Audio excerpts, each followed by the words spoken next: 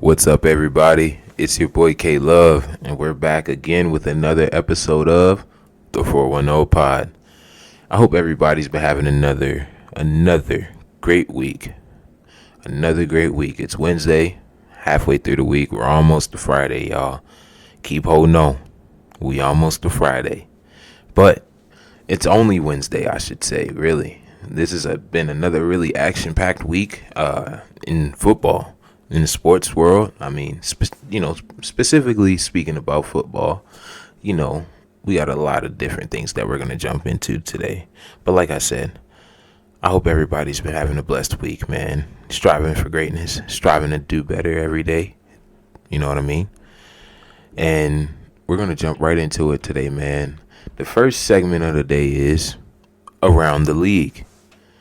And the first thing we're going to talk about really is the MVP award. The MVP has been really, this award has been changed every single week. The running candidate, the leading candidate has been really changed every single week. I feel like after week one, it was probably Patrick Mahomes or something, and then week two, it was probably Josh Allen. And week three, it was Lamar. And then it was Lamar for a few weeks. And then, Lamar Jackson and the Ravens lost the game. And then, they changed it to Josh Allen.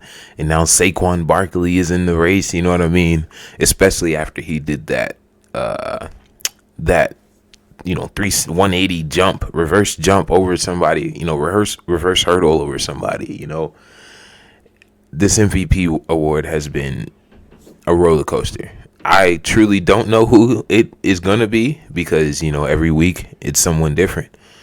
But it looks like Josh Allen is currently holding the MVP race because of his performance last week versus the Rams, which also resulted in a loss, right?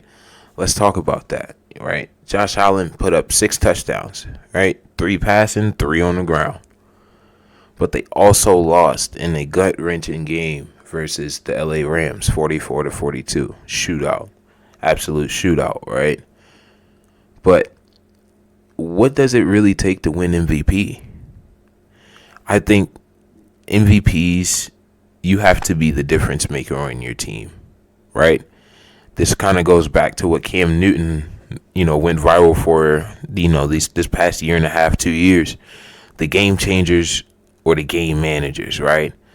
For example, a game manager, Jared Goff, is a perfect example of a game manager, right? Like Cam Newton always says, this is no knock to Jared Goff. He has also been mentioned in the MVP race this year. But Jared Goff isn't going to beat you. He's not, they're not asking Jared Goff to go in there and win this game. Like, Jared Goff, you're going to be the reason we win today. No, there he's saying, Jared Goff, do enough to get us to the line, and everybody else is going to push you through, right? That man has a bunch of pieces around him.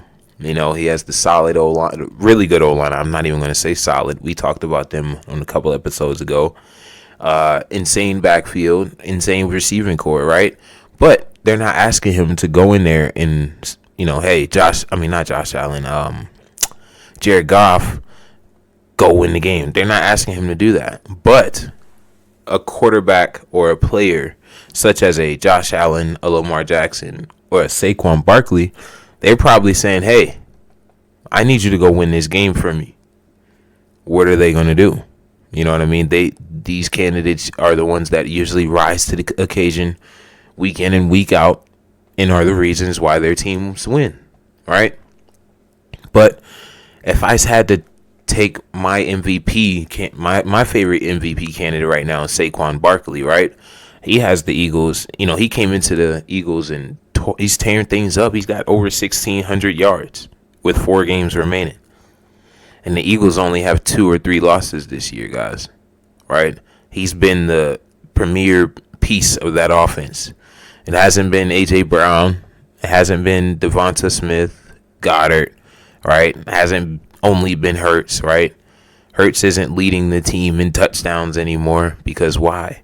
They have this running back who has over 1,000 yards of rushing before contact, right? So I think Saquon Barkley should be the front runner of the NFL MVP award this year. But, I think this MVP award is extremely political. It's really catered toward the quarterback. And, it's crazy that I'm saying it because, I'm a Ravens fan. And Lamar Jackson's already got 2 of them, which is, impressive in itself. But Saquon Barkley is doing things that we haven't really seen in a long time, man. That we really haven't seen since Derrick Henry, back when he put up a 2,000-yard season. But also, I don't think Derrick Henry won MVP. That's something worth looking at, right? I hope they gave Derrick Henry MVP after putting up a 2,000-yard season. But if they didn't, then I don't think they're going to do the same for Saquon Barkley. But I think Saquon Barkley is the front runner right now. Now, why is Lamar Jackson not the front runner right now, or even in second place? Well, we have 5 losses. It's simple, right? The reason Josh Allen didn't win MVP last year, well, which a lot of Bills fans would say is because of the interceptions the losses, right? They want to bring up losses, and then they want to bring up stats comparison, right? Josh Allen had over 40 touchdowns thrown last year, and Lamar Jackson had, 28 touchdown passes thrown? But the difference maker is Lamar Jackson had 7 interceptions compared to Josh Allen's 18, I believe it was. He threw an interception in almost every single game last season. That's the difference, man. Like, you're putting the ball in harm's way, Josh Allen, right? That's why you didn't win MVP last season. You put the ball in harm's way every single week. You are not being the positive difference maker. You were setting your team back, right? But the difference between Lamar Jackson's performances this year and Josh Allen's performances last year is that Lamar Jackson isn't turning the ball over, right? He only has 3 interceptions on the year. 3. Already surpassed his passing touchdowns from last year, right? But he hasn't gone out there and really won us those games that we lost. Granted, we have had plenty of other issues on the team that have caused us to lose, right? But if Lamar Jackson were to be that one guy, right, that would go out there and say, frick it, right, and put the team on his back this year in those 5 losses and won the game himself, minus that Chiefs game because we lost by a toe, we're gonna disregard that game, right? If he would have done that, he now there's a conversation whether or not Lamar Jackson should be in the top 2 race for MVP, right? He hasn't really been that Superman every game, right? In every loss, because he's had those, in some of those losses, he's had some bad throws. In some of those losses, he turned the ball over, right? He's only got 3 interceptions on the year, but in those 3 interceptions, I'm pretty sure we lost in those games that he threw picks in. Right? So he's not having a bad year by any means. He's having a phenomenal year, but his team isn't winning. Right? That's the case that they're going to make because also that's the case they tried to make with Josh Allen last year. And is it fair? No, not really. Lamar Jackson is having an insane year, one of his best years passing the ball. I won't say one of his worst years running the ball. He just isn't running the ball as often as he needs to, which we'll get into later. But he's still having an insane year as far as an efficiency standpoint, right? 3 interceptions, 27 touchdowns, if I'm not mistaken. Over 3,000 passing yards, right? It's impressive. But the team is 8-5. We're sitting at 8-5. That's why he is not number 1 in the race. But I think if there's any chance Lamar Jackson wins the MVP this year, he has to be the one. He has to be the one that goes out there in these next 4 weeks and wins these games, right? And okay. Let me take that back, right? And reword that. He has to be the difference maker in these games, right? He doesn't have to be, the end all be all. Go out there and throw 400 yards and rush for 90 or to 100 yards and have 5 touchdowns. He doesn't have to do all of that. That's a Superman game for sure. But if he does do that, obviously his case gets stronger and stronger. But he doesn't have to do all of that. But when it comes down to it, Lamar Jackson, are you gonna go win us this game? Are you gonna go win us this game at all? That's all we're asking for, Lamar Jackson. That's all we are asking for. But to conclude on the MVP talks, right now, my top 3 are, right, Saquon Barkley, Josh Allen, and Lamar Jackson. Now, moving on. This is, breaking news today. And is it a shocker to me? No. But it's a bad look for the NFL or front offices, right? Bill Belechick signs a 5-year deal with the University of North Carolina Tar Heels football team. Congratulations, Coach Belichick. That is, that's congratulations, man. I just don't understand why any NFL team wouldn't want to hire, right, the best NFL coach to ever coach the game of football. Well, to ever coaching the game of professional football, I should say, like the game of the NFL, right? The greatest NFL coach ever. Who wouldn't want him, right? His all-time record. Let's read off some of his stats, right? All-time record, 302 wins to 165 losses. 8 Super Bowls, right? 6 as a head coach, 2 as an assistant. Most Super Bowl appearances ever by a head coach. Most NFL playoff wins, right? Most playoff appearances by a head coach, right? I don't want to keep going on because the list is like a dictionary. NFL front offices, what were y'all thinking, man? This is the greatest coach ever, right? Yeah, I get it. He's 72 years old, but he can still go out there and coach a football team and win games. Bill Belichick is dating a 24, 25-year-old woman. He can handle this team. Nah, I'm going to leave his love life out of this. But he can handle this team, man. All right. You got teams like, the Jacksonville Jaguars, right? Who have Trevor Lawrence, number 1 pick, who should have been already, succeeding at this point in his career. I think he's in year 5 or 6. And he hasn't really done much as far as accolade-wise, playoff-wise, he hasn't really done it. And I think it's because of poor coaching, right? I'm not saying Doug Peterson's a bad coach, but he's been a bad coach in Jacksonville. I think Jacksonville was a perfect team to go get Bill Belichick, man. Bring him in and turn an organization around that hasn't had success, true success, quite literally almost ever. Yeah, y'all have had those few random playoff runs, but quite literally ever, right? The NFL really missed out on Bill, man. This is a hell of a head coach, right? UNC, though, let's move on to UNC. UNC gets y'all getting a gym. 5 years, y'all getting the last of Bill Belichick.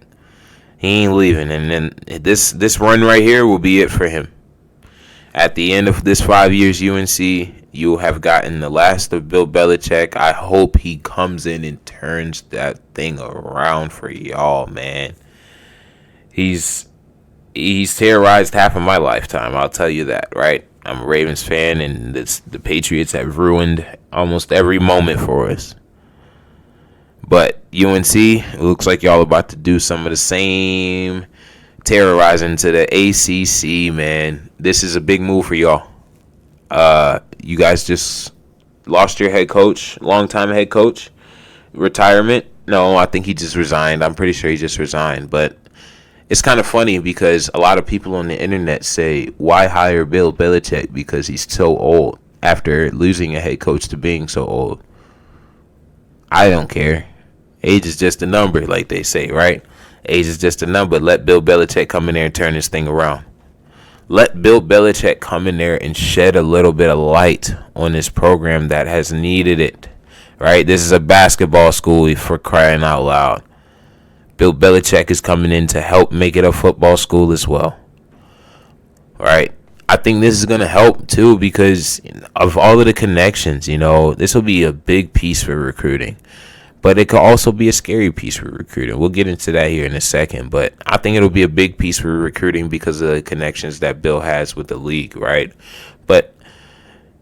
And it'll influence a lot of kids to come in and, actually want to stay. And I think Coach Belichick will probably have one of the best, most positive impacts on a lot of these kids because he's done it. He's been to the mountaintop, right?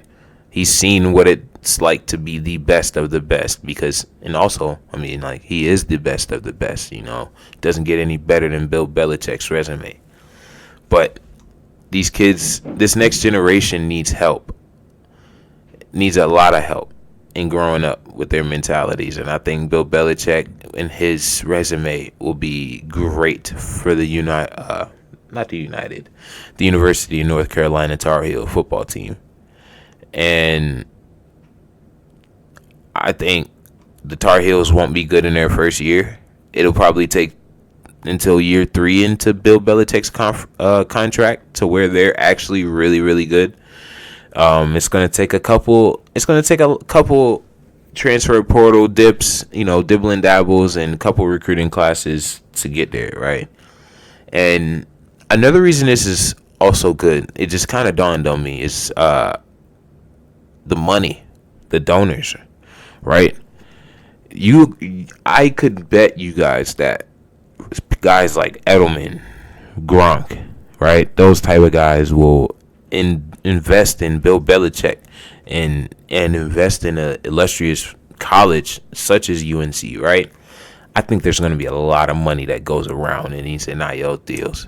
I don't know how well he's going to adjust to that, but I think there could be a lot of money to go around down there in Chapel Hill, man. And that's going to attract a lot of recruits. Y'all know the name of the game today, man. NIL or nothing. NIL or nothing. Now, what worries me about this signing is the NIL deals. Like we just said, I mean, there are positives, but I think the NIL deals, the transfer portal, and also, like I just mentioned, the player mentality as a whole, right? So, let's take a guy like the Nick Saban, the greatest college football coach to ever coach college football, right? He left because of the NIL deals, or, he left because of the NIL deals. Players came into his office talking about how much you're going to pay me to stay next year. You know what I mean? I don't think, Bill Belichick, yes, you've dealt with NFL players that have, came in and said, how much are y'all going to pay me to keep me here for the next few years? That's different. Those are professional athletes. They're at the top, the tippity top of the top, right? These are 18, 19, 20, 21-year-olds, right? You're dealing with children still. They're children, man.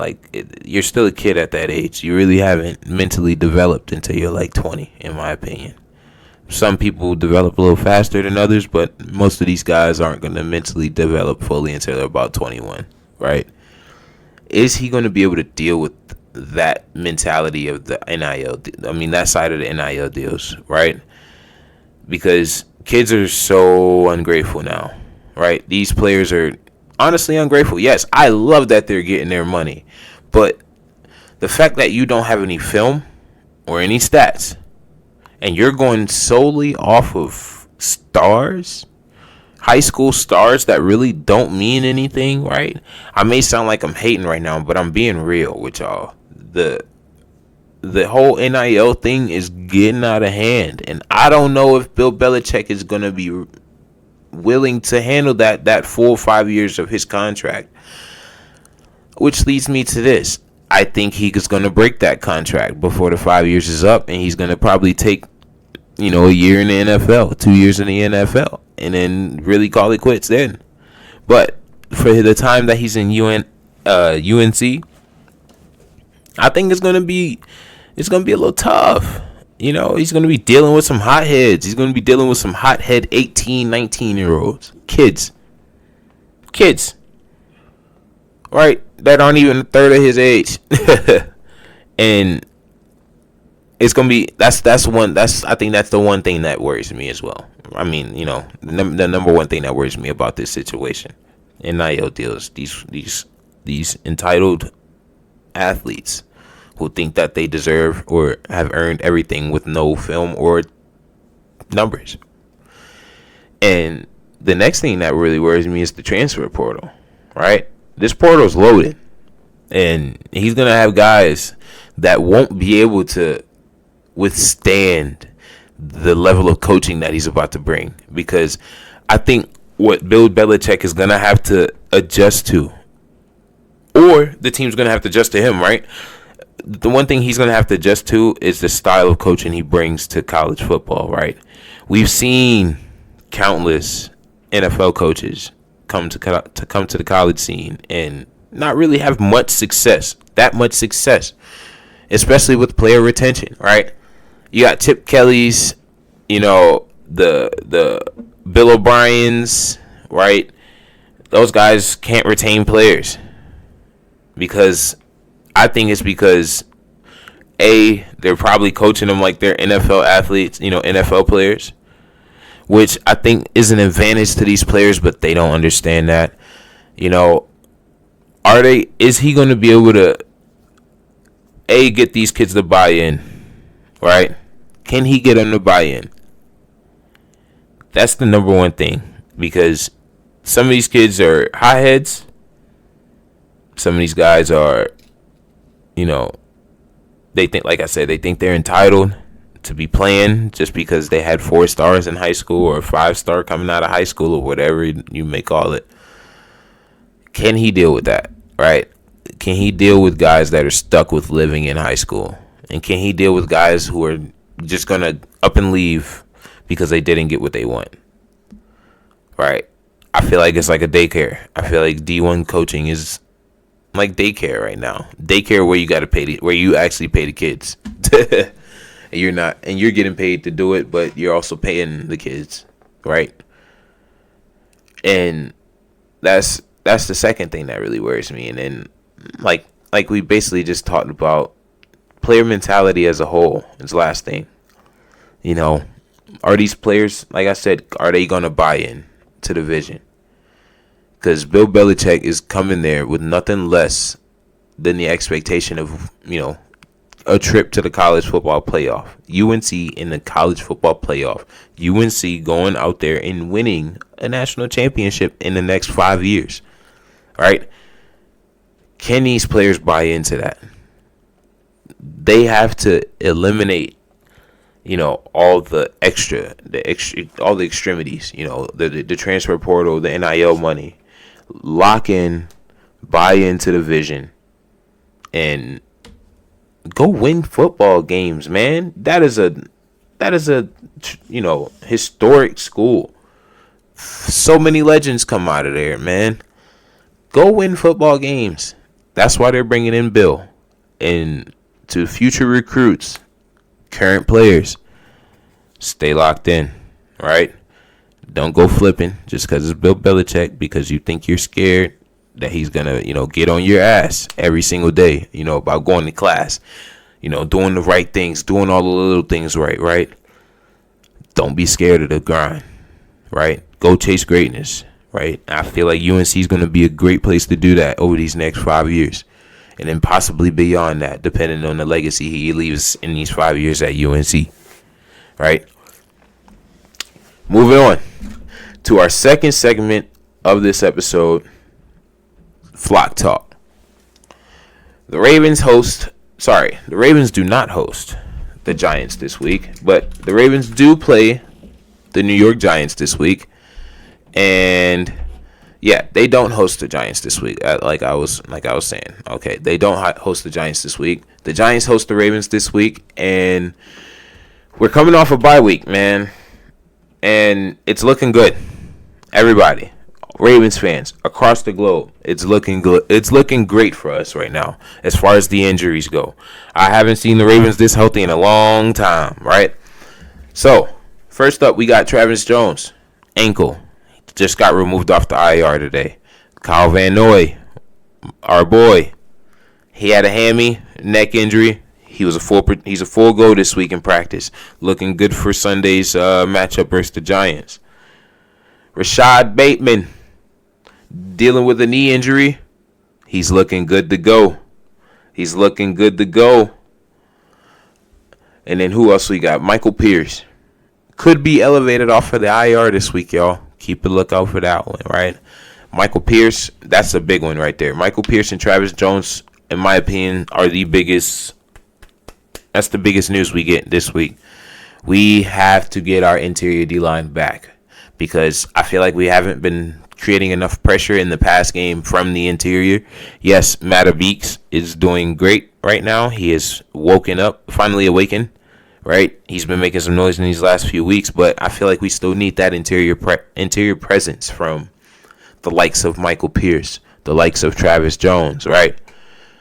Seeing Kyle Van Noy back up and at it is also great because, nothing against Malik Harrison, but I don't like seeing him out there at edge or outside backer or whatever they call their outside backers. I don't like seeing him out there, right? I think he had a hell of a game against the Steelers, I believe, where he had 13 tackles and 14 tackles, and that's where he belongs. He belongs in the box. Keep him in the box. I get Kyle Van Noy was out, but we have guys like Adisa Isaac, depth guys that, make a difference for us right now.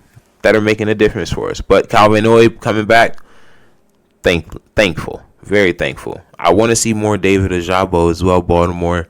We got depth at the edge rusher position. Tavius Ferguson. We got depth at that position, guys. Let's get there. But nonetheless, the Ravens are coming back healthy this week. We're coming back healthy. Now, something to keep an eye on for the Giants, right? I know they're 2-11, y'all. I know. But this is a trap game. So we got to keep our P's and Q's. We got to stay on our P's and Q's, y'all. As a Raven, as a fan base, shoot. As speaking to the team too. Stay on your P's and Q's. No Drew Lock this week, right? New York's going to be buzzing. They're going to be buzzing to see Tommy DeVito, right? They're going to be doing the Italian, the money thing. The money's, right? Drew Lock will not be a go this Sunday, right? He's dealing with the heel injury. Tommy DeVito will be getting the start. Bobby Okereke, Evan Neal, and John Runyon, offensive lineman John Runyon, are notable names to keep an eye on also this week, right? Bobby Okereke, really good outside backer. Really good outside backer who creates a lot of pressure. Keep an eye on him not being a go this week, right? That's good because our offensive line has been doing pretty good this year. We've only given up 19 sacks, right? But we don't want to get Lamar hit up before this playoff run, right? Evan Neal, John Runyon, 2 starting offensive linemen for the Giants, down, right? We're going to get into creating pressure later, but that's another big thing to keep an eye on. We have got to take advantage of these type of things, y'all. Got to take advantage of these types of things. This is a trap game. This is a trap game, though, y'all. And what do we have to do this week to come out on top with a W and get back in the win column and finish this season strong, right? We can't underestimate the Giants. We can't. They have a frustrated team right now. They have a, number one wide receiver over there that is dangerous. That worries me a lot, right? And I feel like he could take over a game and win it for the Giants. I really think he could literally go out there and take over any game. If you watch Malik Neighbors this year, he has been torching people, but he plays on the New York Giants, and, they're kind of a poverty team. I feel bad for Mr. Neighbors over there, but we cannot underestimate these guys, right? The New York Giants are a terrible team, but they have some pieces over there that still worry me, right? Our pass defense hasn't been the best this year, but they have Malik Neighbors, they have Wan'Dale Robinson, right? They have some other guys over there that have also been making a little bit of noise. Just contain that pass defense. Zach Orr, please be aggressive. Defense, stay on your P's and Q's like I just said earlier, and lock in and do your job. Just do your job. That's it. Right? Come out of this bye week with your piss hot. The DBs with your piss hot. Go in there, lock down this young receiving core. Right? We have a very experienced receiving core. Also, talking about our DB core, we better use Trey White this week. Please, Zach Orr. Please, DB coach. Please, John Harbaugh. Please, can we please see Trey White, Nate Wiggins, and Marlon Humphrey on the field at the same time? That would be my dream this week. If we can, I have high hopes for us. Very high hopes, right? Next thing we have to do in order to win, run the damn ball. Run the damn ball, right? The Giants don't scare me up front. Yeah, they got Sexy Dexy. He's going to be a disruptor. But we have the king. In the backfield, we have a 2-time MVP as our quarterback. Run the freaking ball, Baltimore. We win most of the games, if not all of them, when Derrick Henry rushes for over 20. Runs the ball over 20 times. And we are more than likely to lose when he doesn't. Right? We talked about this in episode 1. Run the ball, Baltimore. That is our identity. I don't care about making Lamar's numbers look good in the past game. I could give 2 shits. Baltimore. We must run the ball.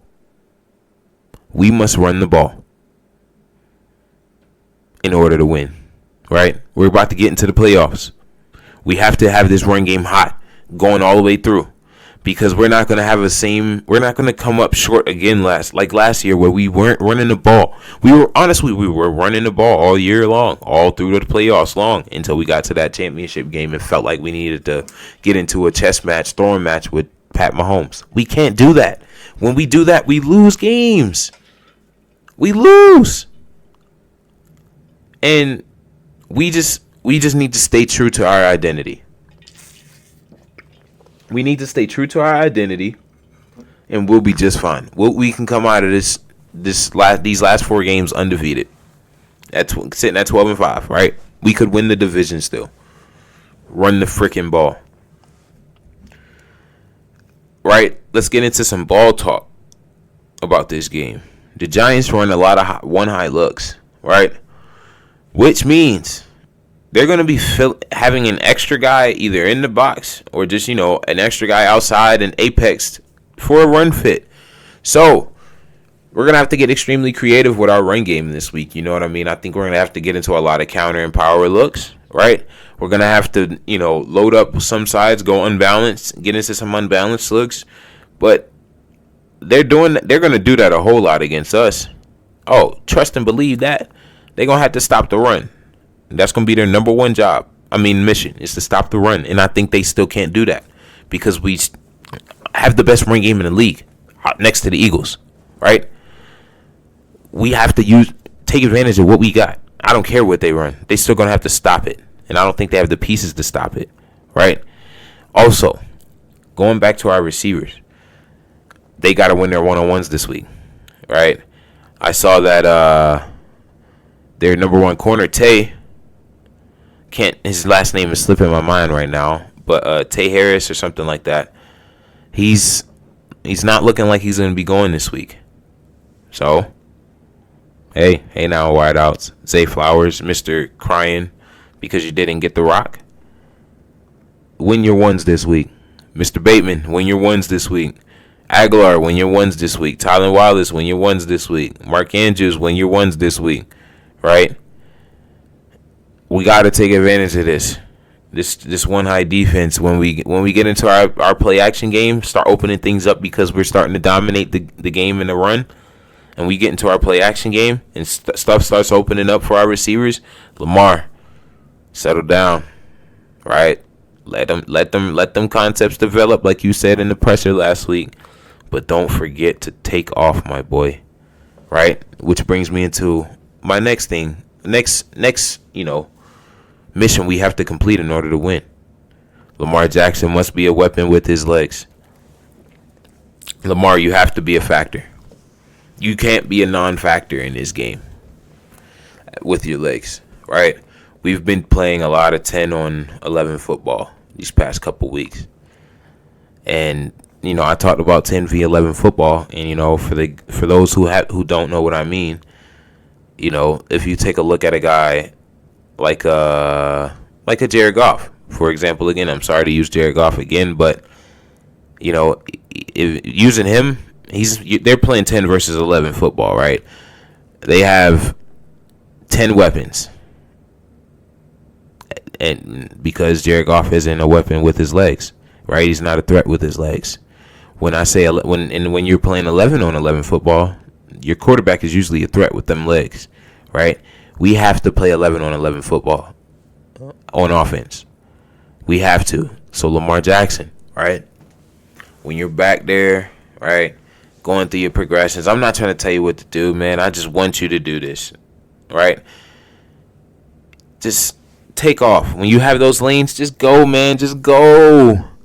Oh, man, I wish you guys could see me screaming at the TV every week. Just seeing Lamar Jackson sit back there and being a lot more patient. Yes, it's a great sight to see. You know what I mean? That means Lamar Jackson is growing up. He's growing up, right? But Lamar, hey, God gave you a gift, bruh. God gave you a gift that nobody else got, bruh. You the greatest dual threat quarterback to touch the field, bro. Right? Use them legs, bro. Use them legs, bro. Like, I remember, so, you believe me or not, I DM'd Lamar Jackson one day. It's not this year, it was last season, and he was having the same issue where it was a game where he wasn't taking off. And I told the guy to take. I just DM'd him. I was kind of frustrated, and I told him, like, hey, you got to take off more, bro. Like, like I said, I wasn't really trying to tell him what to do, and he responded, I got you. Now have our back this week, Lamar Jackson. Have our back these next 4 weeks, Lamar Jackson. Have our backs through this playoff, Lamar Jackson. We love you, dog. The flock is gonna be behind you always. Always, man. So, lock back in, right? And who cares about MVP at this point? We don't care about MVP. Nobody cares. Nobody cares. All we care about is Super Bowl, yo. Dummy, all we cares about is the Super Bowl, Lamar. That's all Baltimore care about. Win us a Super Bowl. And with that being said, we need to talk about the defense as well. The defense has been lacking this season. All right? They've picked it up over these past few weeks. They have. Yes, they have. But I feel like we've been lacking a lot.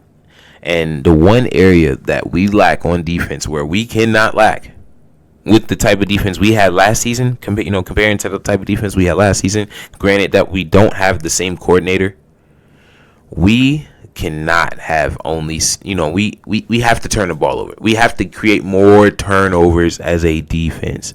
Marlon Humphrey has 5 interceptions. And as a team, we have 7. 7 interceptions, Ravens fans. 7 interceptions, Zach Orr. 7 interceptions, defense. When we could have about 14. We left about 4 in Cleveland. You know what I'm saying? Left about 3 in Pittsburgh. You know what I'm saying? We gotta capitalize this week. We're going against a very suspect New York Giants team with Tommy DeVito at quarterback, right? I feel like our defense this week, we have to hone in on all rollout throws, right?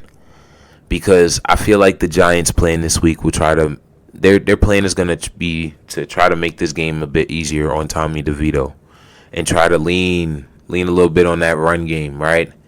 Lean a little bit on that run game and make this game a little bit easier for DeVito. Because DeVito is going to struggle.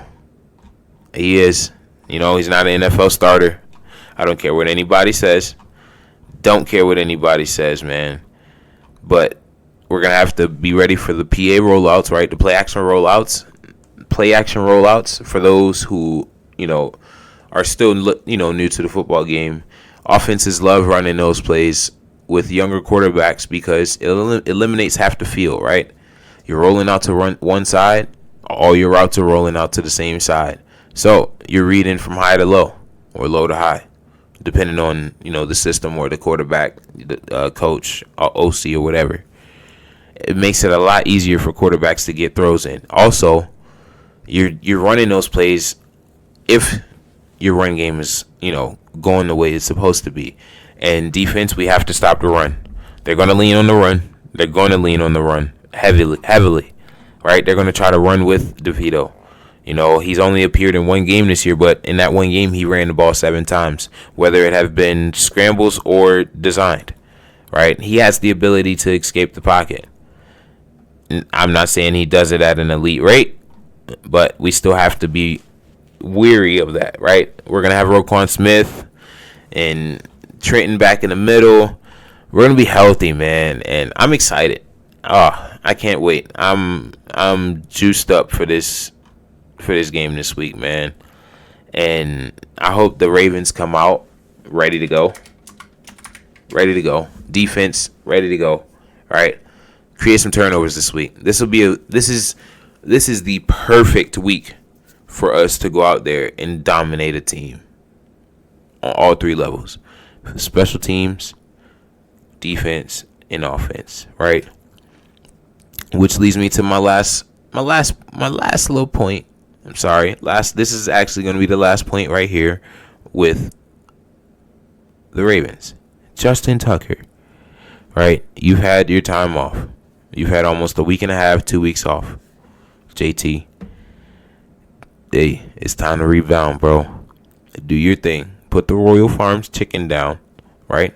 Put that Royal Farms chicken down and get back into your bag, big dog. Get back into that bag, big dog. You're the greatest kicker ever, man. You are the greatest kicker ever, dude. Now look like it. Now go look like it, my guy. Go look like it. And this brings us to our last segment of the day. The Boomer Scoop. The Boomer Scoop. We have to talk about Oklahoma football, y'all. Right? This podcast is really meant to talk about the Baltimore Ravens in Oklahoma, but I've kind of branched out and talked about a little bit more of the NFL. But we got to lock in right here. OU football has taken a hit this past week. And this transfer portal is hitting us bad, right? And I've got a lot to say about this, right? Take a sip of water real quick. I have a lot to say about this. First off, let's touch on these wide receivers. Andrell Anthony, Jalil Farouk, Nick Anderson, right? They didn't play a single snap this year. Quote unquote injured. You know, Farouk injured. You know, he had surgery. You know, but he still had a chance to play. Right? All 3 of these dudes didn't play a single snap this year. Left Jackson Arnold out there to fend for himself, basically.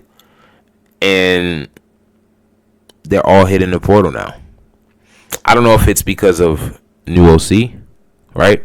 I don't understand why they would want to leave, right? In this situation. we're bringing in an air raid offense. You dudes are about to get the ball at an alarming rate. An alarming rate, dog. And y'all leave. And then it feels like they sat out all year, right? It feels like they sat out all year. And it is disappointing because I feel like we could have been so much better if they all played. Right? I'm pissed off. I'm truly pissed off that none of them played this year, right? But they want to hit the portal at the end of the year because we, had a bad record, Probably not getting no NIL money to come back. Y'all ain't do nothing this year. You sat out all year. Why would we pay y'all? Right? It just, oh, man. This stuff is just, this transfer portal, this NIL stuff. It's just upsetting, right? It's upsetting. It really is. It's frustrating, right? Looks like Nick Anderson's predicted to go to A&M. It's closer to home, whatever, right? I just had to get off my frustration about that situation, the receivers, right? Had to, right? So we have lost 1, 2, 3, 4, 5, 6, 7, 8, 9, 10, 11, 12, 13, 14, 15, 16, 17, 18, 19 players to the transfer portal this year. 19 players to the transfer portal this year. How many of these guys actually played this year? Jackson Arnold started 9 games. Ty Kubicek, sorry, not too many games. Jaden Rowe, played in a few games. Chapman didn't play any games. Emeka Megwa, we didn't give him any touches this year. Kind of disappointing. Bauer Sharp. He let us down at the end of the year. Dropped a lot of big passes that could have won us some games. Turned around some games for us. Good riddance.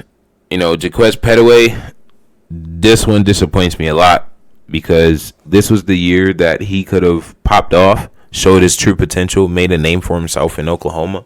But I don't know really what happened behind the scenes, man. And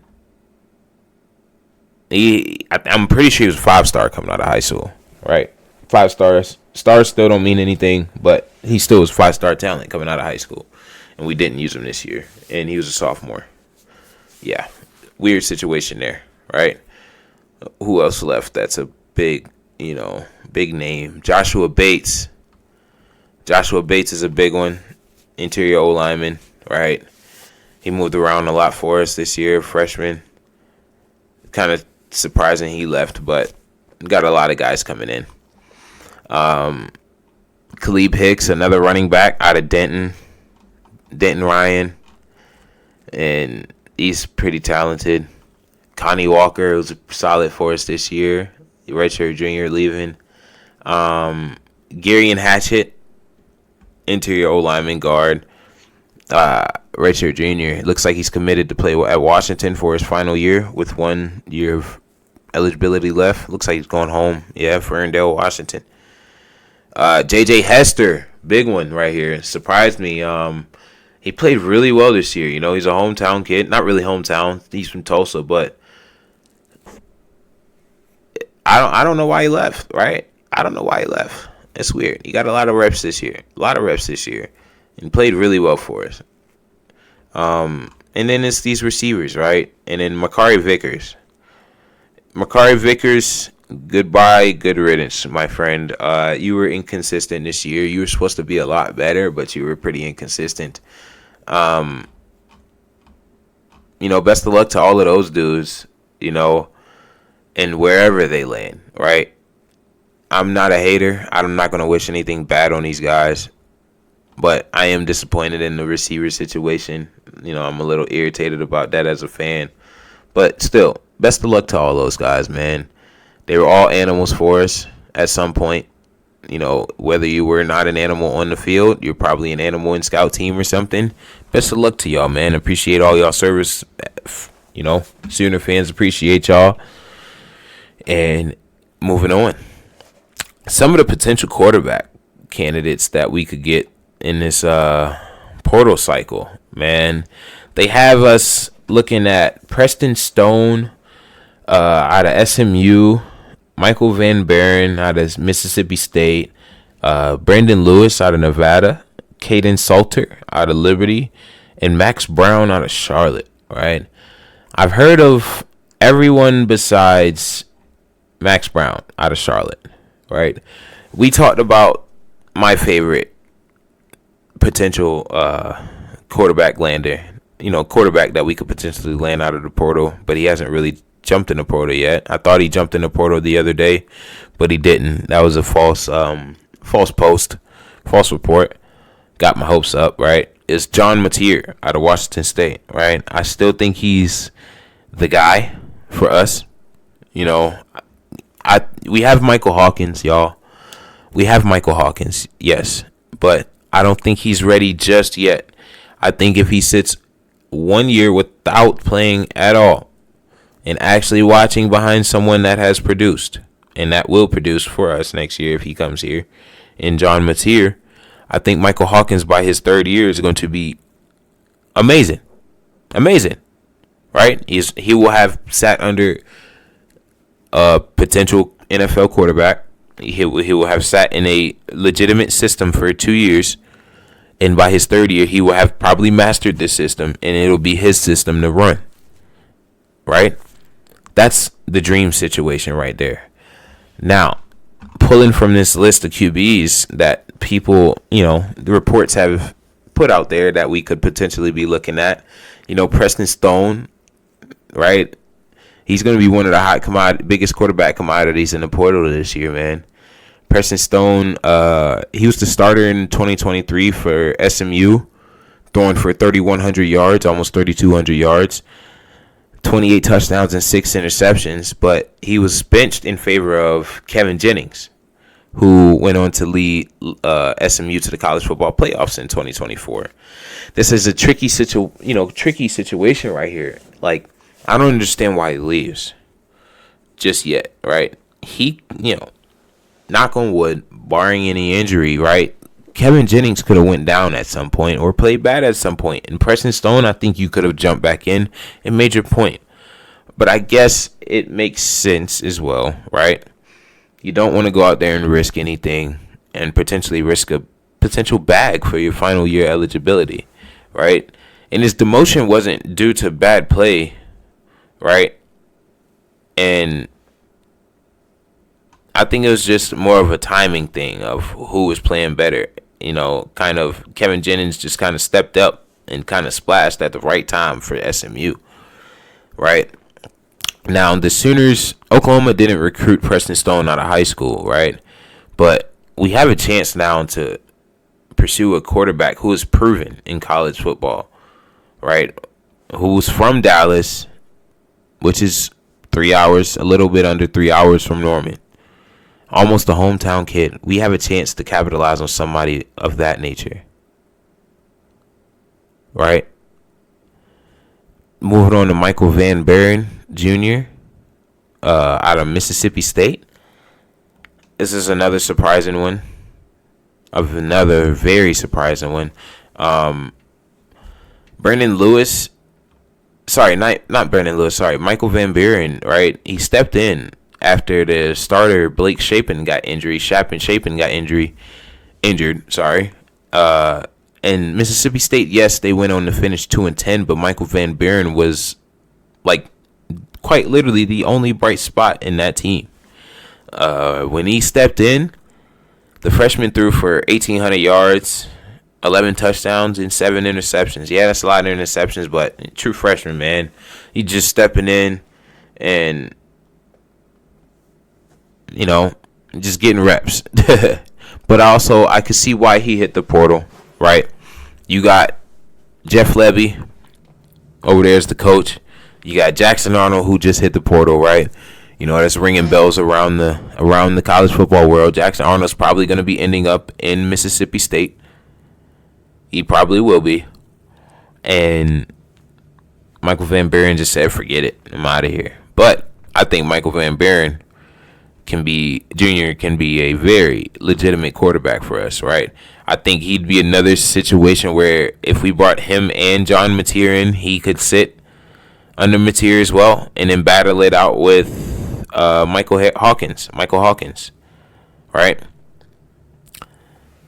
Michael Van Buren, he didn't play perfect last year, but in his games against Georgia, Ole Miss, Texas A&M, and Arkansas, he threw over 200. He surpassed 200 passing yards in each of those games, and that's pretty impressive. Those are some really good defenses, really good teams with really good defenses, and that's something that's also that's really worth noting for the true freshman QB, all right. Keep an eye on that. Michael Van Buren Jr., Mississippi State. Moving on to Nevada's quarterback, who also hit the portal, Brendan Lewis. Brendan Lewis is one of the fastest quarterbacks in college football, y'all. Brendan Lewis started his college football career at Colorado. He completed 67% of his passes for 1,290 yards and 10 touchdowns, while also rushing for 551 yards and 5 touchdowns. Then Brendan Lewis started the Wolfpack's first 8 games before suffering a season-ending injury versus UNLV. That's got to take a big toll on the kid. And, to the coaches, it's like, shit, he's hurt. We got to move on. We got to look to the next guy. And it looks like they kind of finding their new guy. Brendan Lewis is also kind of close to Norman, where he's from. He's from Melissa, Texas, which is north of Dallas. So just like another guy like Preston Stone, returning closer to home could be tempting. And he's another guy who also has 1 year of eligibility remaining, who is another guy that could come in that Michael Hawkins could definitely learn under, because they're both dual threat QBs. And it'll just be good. It'll be a solid situation, right? I'm not saying Brendan Lewis could come in and be a difference maker like Mateer would, but it'd be a solid situation. Now, here we go. This is my other favorite potential transfer portal pickup right here out of Liberty, Caden Salter. All right, Liberty's Caden Salter. He can hurt a team through the air. He can hurt any team through the air, and I'm pretty sure a lot of us predicted Liberty to probably be in the contention for to get into the playoffs this year preseason. Unfortunately, they didn't. But like I said, he can hurt any team through the air and on the ground. He's another one of those dual threat weapons out there, right? In 24 career starts at Liberty, Caden Salter led the Flames to a 20-4 record, throwing for 59 touchdowns and only 13 interceptions. And he also ran for 16 touchdowns at Liberty, and also led the Flames to the Fiesta Bowl this year in 2024. And this is another product out of North Texas, out of the suburb of Dallas in Cedar Hill, Texas. Right? He only has 1 year left of eligibility, but I think with his big playability, through the air and on the ground, oh man, that's something we lacked this year. Right? Jackson Arnold kind of showed it at the end of the year, but he ain't gonna be here no more. Right? We need the next guy to come in and step up right now. Right? We need some experience to come in. I love Michael Hawkins, but he's still too young, inexperienced, right? I would love him to get reps, but he got 3 games of reps this year, and I think I've seen enough for this season. And I think we need to just sit him next year, let him grow and develop under one of these really good potential prospects like a Preston Stone, cough, cough, or a Caden Salter out of Liberty, right? And finally, Max Brown. This is the one I've never heard of right here, right? He's an Oklahoma native out of Tulsa. He could get a look from OU just because, hometown kid. Not hometown, but home state kid. He began his career at Florida, where he only played and started in just one game. And then he transferred to Charlotte, where he also struggled. But the quarterback injured his hand early in the season and really never got the starting job back. right? He threw 3 touchdowns and 6 interceptions in 5 games, right? I've never really seen this guy play, but based off of this right here, I don't know if I'm looking at him right. But it says here that he was a 3-star prospect out of high school, right? And he went to Florida out of high school, but he threw 61 touchdown passes in his senior year of high school. And that's, I'm looking at that and I'm like, does he have something in the arsenal? Has he been written off a little too early? And I don't know about Max Brown, y'all. Max Brown is looking a little suspect. That situation right there is looking a little suspect. But my favorite QB, my favorite potential quarterbacks for next season: Preston Stone out of SMU, John Mateer out of Wazoo, or Caden Salter out of Liberty. Those are my potential quarterback prospects, right? And it leads me to look into the transfer portal, right? There's some O linemen in there that we could also use. It looks like we're bringing in the best offensive tackle on a visit this week, and his name is I'm pulling up his name here. His name is Jacob Hood. All right, he's the top tackle in the portal. No, wait, that's not him. Here it is, y'all. Yeah, actually, it was him. It was him. But we need to hit that portal hard for offensive linemen. No, here he is. His name is Xavier Chaplin, right? This cat, he's rated a 4-star by On3 in the transfer portal database, and I'm pretty sure we just brought him in on a visit this week. I think if we can land some guys with some experience and a fairly high ceiling, right? He's a redshirt sophomore, so he's been in college a couple years. That'll be a good pickup. Guys with that type of experience are good pickups right there, right?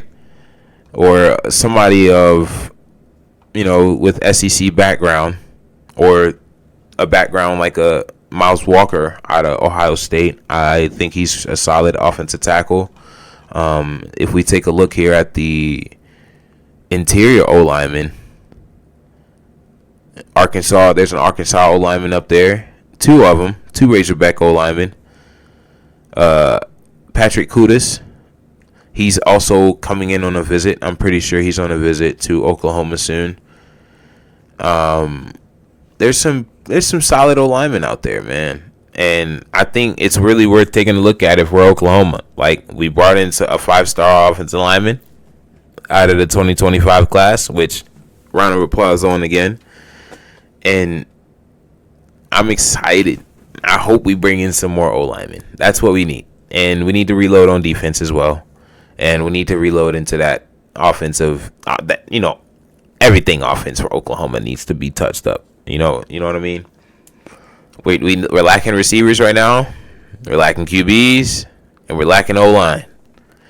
We need to hit that portal, and this second signing day class, it has to be electric. Right? We got one more signing day class in February. A signing day in February. And the portal just opened this week. You know what you got to do, OU. Y'all got to open up the piggy bank. Y'all got to crack open the piggy bank, and we got to go after some of these guys, man. It looks like, though, there's a kid out of there's the Michigan State corner, Charles Brantley. Right, rated a 4-star. He's rated top 21 player in the transfer portal overall, and he has a 53% projection to come to OU right now. He looks like a solid corner. He's got solid size on him. He's a senior. He's got some experience, so that's something that'll be worth keeping a lookout for. And then there's another QB that I really wouldn't mind taking a look at, right?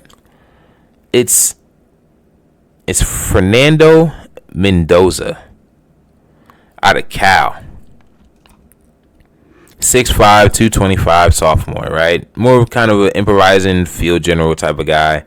He'll run the ball a little bit. If he sees the lane, he'll take it, right?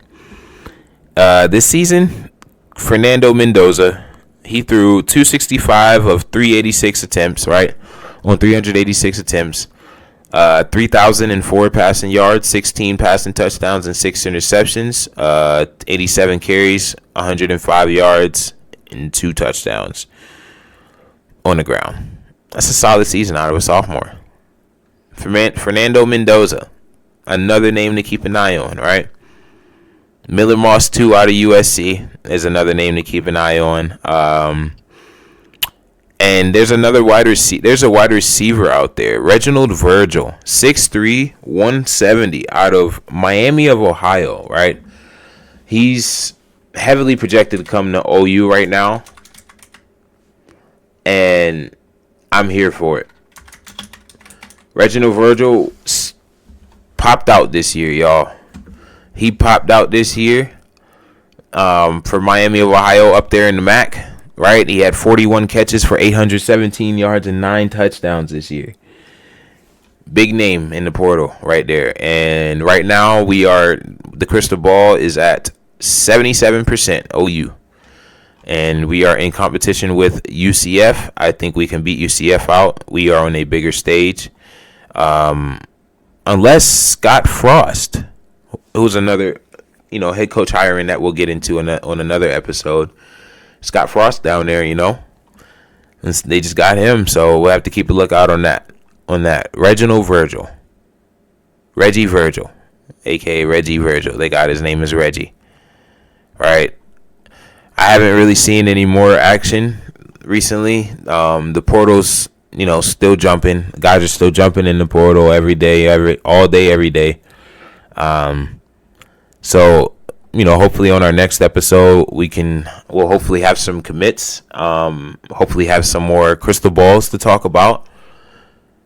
But that has been it. That's it, y'all. That's another great episode in the books, man. I want to thank everybody for tuning into another successful episode. I hope you all enjoyed. I hope everyone has a great rest of their week.